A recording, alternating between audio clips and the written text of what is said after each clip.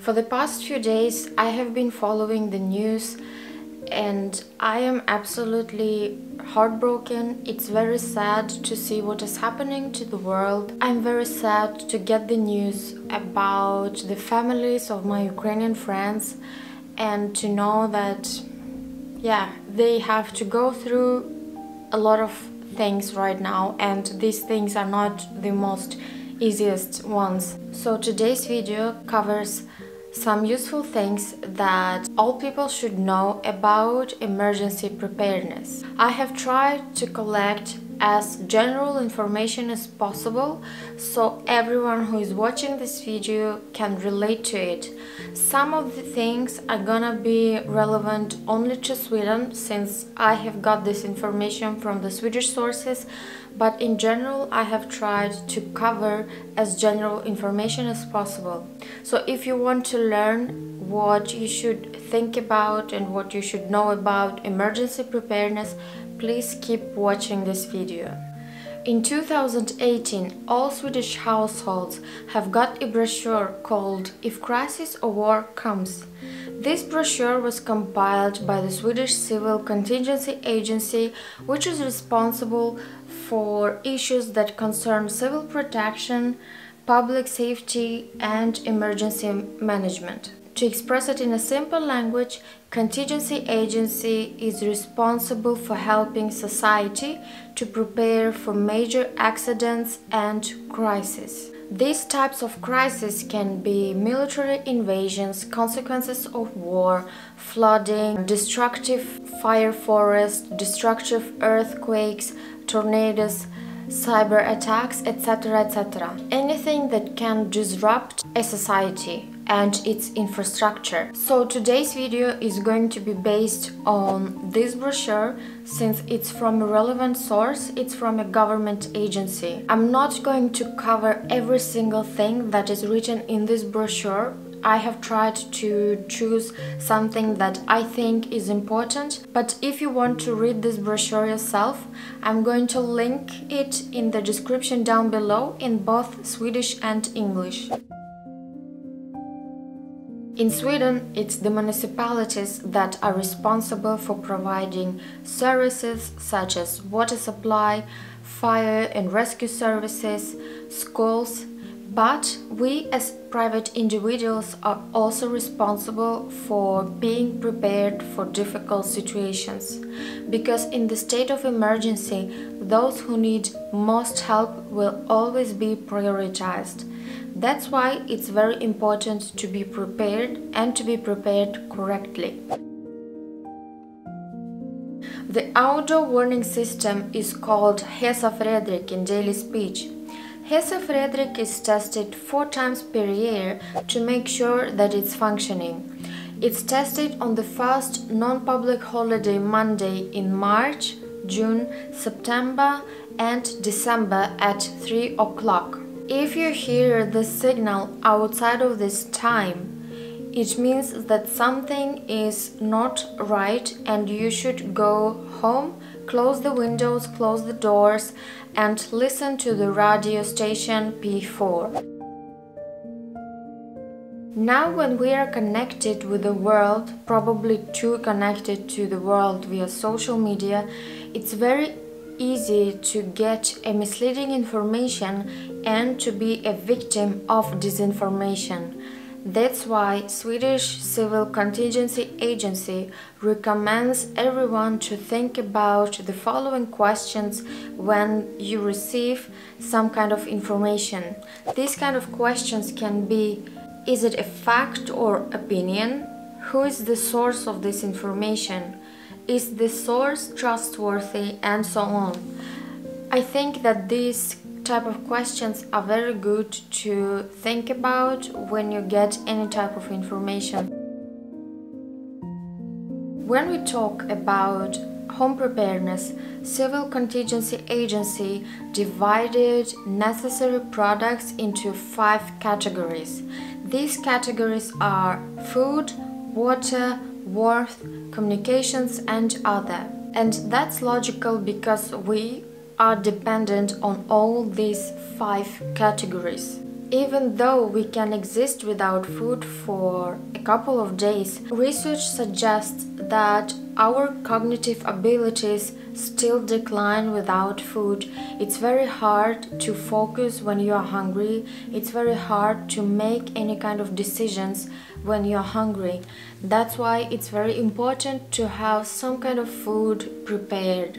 The recommendation is to have non-perishable foods such as pasta, rice, grains, canned food, sugar, tea. When we are talking about water, we are dependent on water. It's also recommended to store as much water as you can in water bottles and in jerry cans. From the communications category, it's very important to have a radio that is powered by batteries or solar energy.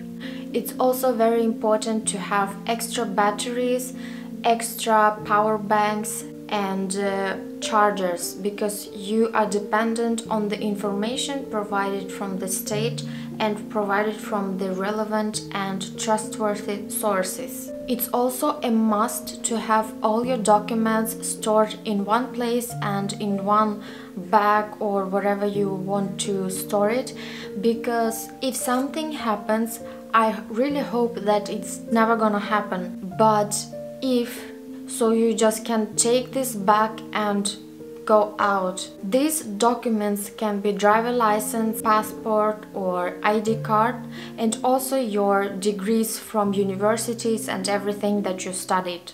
A couple of years ago, I worked as a passport officer, and I have met people who didn't have any identification document, and I can say it's very hard to exist in Sweden without an identification document. In fact, there are three things that is very hard to be without in Sweden. It's your identification document such as passport, ID card, it's your personal number and mobile bank ID. Without these three, it's very difficult to be here in Sweden. When you live in a peaceful country like Sweden, you never think about bomb shelters.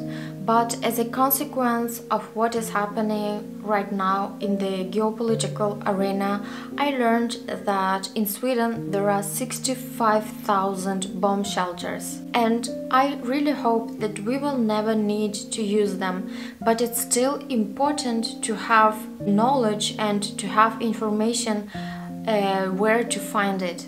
On this website of Civil Contingency Agency, they have a map with all bomb shelters around Sweden. I will link in the description down below the link so you can check.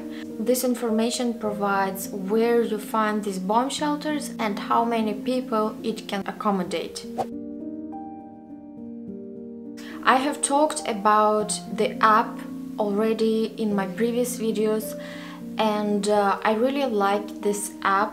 I think that 112 app is very useful and it's very good to have it on your phone.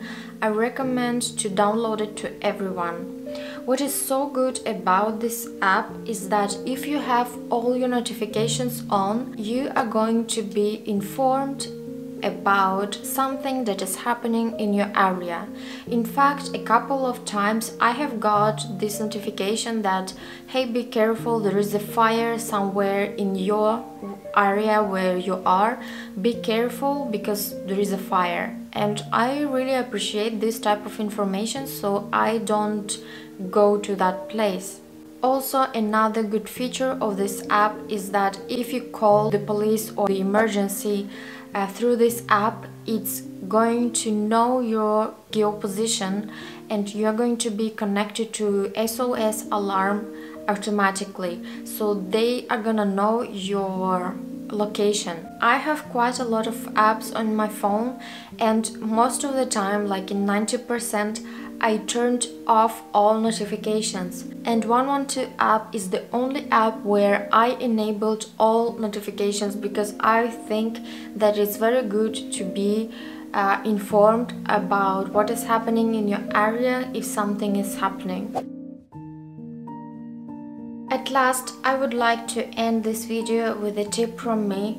I think that since 2020, many people have realized that financial literacy is very important and essential in our lives. Money don't buy everything in this world.